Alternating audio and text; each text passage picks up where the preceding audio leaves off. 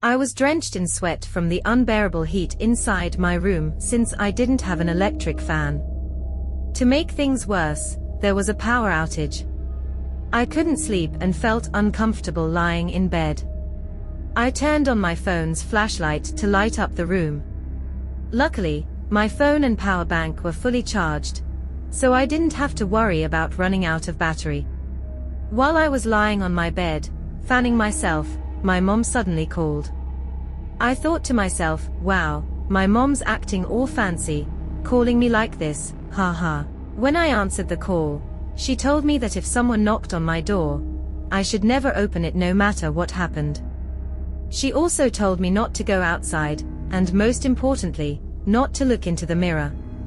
I asked why, but she didn't give me a chance to question her further. She just told me to follow her instructions and hung up. I tried calling her back, but it seemed like her phone was already off. With nothing else to do, I just stayed in my room.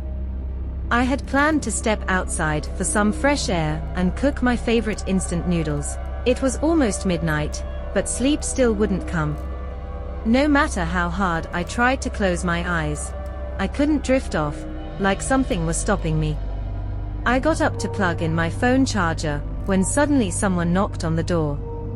I ignored it at first, but the knocking gradually turned into loud banging. Someone was trying to twist the doorknob, desperate to open it and get inside. Good thing I had locked it. After a while, the banging stopped, and I sighed in relief, only for my relief to be short-lived. From the other side of the door, I heard someone speaking in a strange, unfamiliar language. The voice was deep, and it sounded like a chant, or a prayer. My skin prickled with goosebumps, and my heart started pounding fast. I could feel that something wasn't right. I whispered a prayer and grabbed the rosary from beside my bed. While I was praying, my mom called again. She asked me if I felt anything strange in the room. I immediately said yes. She told me to go to sleep, not to move, and not to make a single sound. She repeated firmly, "Do not look into the mirror." There was an old, large mirror in my room that reflected my entire body. It was beautifully designed and so spotless that you'd be drawn to admire yourself in it. But with what was happening, it gave me chills instead. I wanted to ask her more, but she kept ending the call. With no choice, I prayed again, put the rosary around my neck, and lay down. Strangely, as soon as I did that, I began to feel sleepy, something that hadn't happened earlier no matter how hard I tried. The next morning, I told my mom everything I had experienced the night before. She said that banging and knocking on doors happened almost every night, and that's why she had warned me so many times.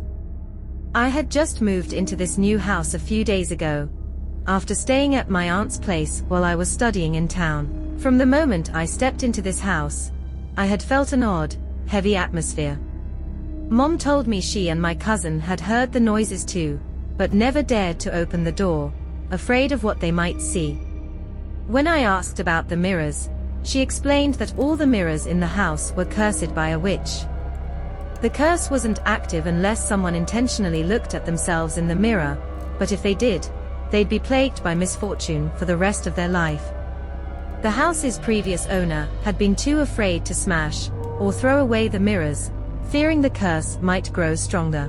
She said the man left the house because his wife and children had died one after another. He believed it was all because of the cursed mirrors.